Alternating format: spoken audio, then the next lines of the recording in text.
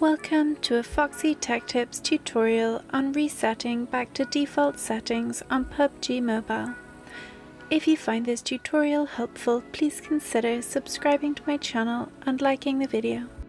From the main dashboard, tap the up arrow button on the bottom right to open the menu, and then select Settings.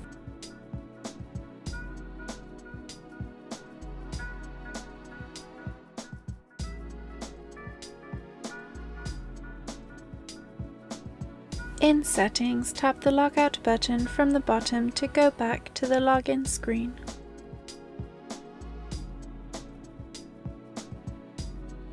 On the login screen, tap Repair.